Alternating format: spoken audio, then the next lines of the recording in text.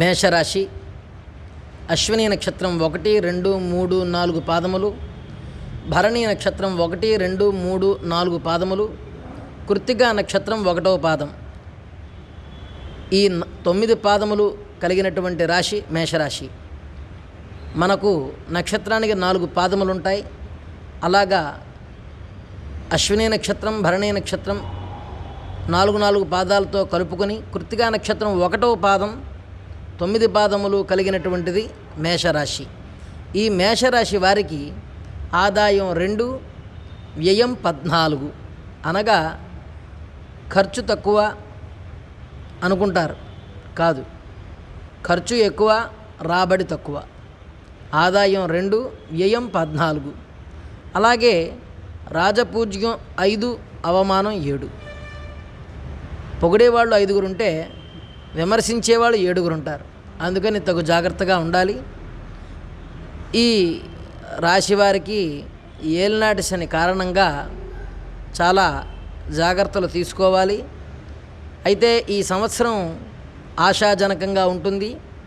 ముఖ్యంగా ఆధ్యాత్మిక కార్యక్రమాలు, వాటి అవకాశాల ద్వారా వృత్తి, వ్యక్తిగత రంగాలలో పురోభివృద్ధి సాధిస్తారు. స్థిరాస్తులు వృద్ధి అవుతాయి.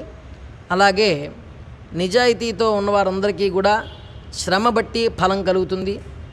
అలాగే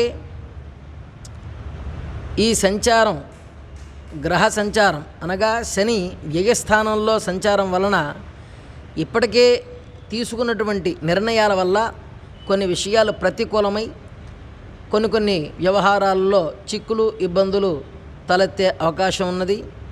అలాగే క్రమశిక్షణ లోపం వలన ధన నష్టం సంభవిస్తుంది. అలాగే దూర ప్రాంతాలకు వెళ్ళి నివాసం చేసేటువంటి అవకాశం కూడా ఉన్నది. ఆరోగ్యం పట్ల శ్రద్ధ వహించాలి.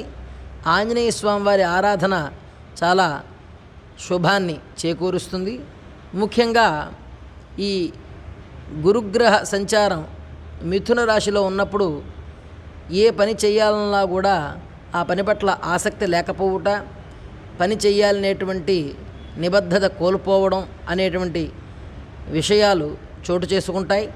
వాటి పట్ల చాలా అవగాహనతో మెలగాలి. అలాగే తోబుట్టువుల సహకారం కలుగుతుంది. సంతోషం కలిగించే విషయాలు అనేకం కలుగుతాయి. వ్యాపారంలో పురోగతి ఉంటుంది. వైవాహిక జీవితం సుఖమయంగా ఉంటుంది. పరస్పర సంబంధాలు పెంచుకోవడం వలన సమస్యలు తొలగి వ్యాపారంలో అభివృద్ధి సాధిస్తారు. కనుక ఈ రాశి వారికి కొన్ని ఆకస్మిక ధనలాభాలు కూడా ఉన్నాయి. ఎవరైతే ఆంజనేయ స్వామి వారి యొక్క ఆరాధన చేస్తారో వారికి శుభ ఫలితాలు కలుగుతాయి. ముఖ్యంగా మిథున రాశిలో గురు సంచారం సమయంలో దత్తాత్రేయ స్వామి వారి అనుగ్రహం వలన చిక్కుల నుండి బయటపడతారు. ఈ రాశి వారికి ఈ సంవత్సరం అంతా కూడా శుభాశుభ ఫలితములు మిశ్రమంగా ఉన్నాయి. శుభం.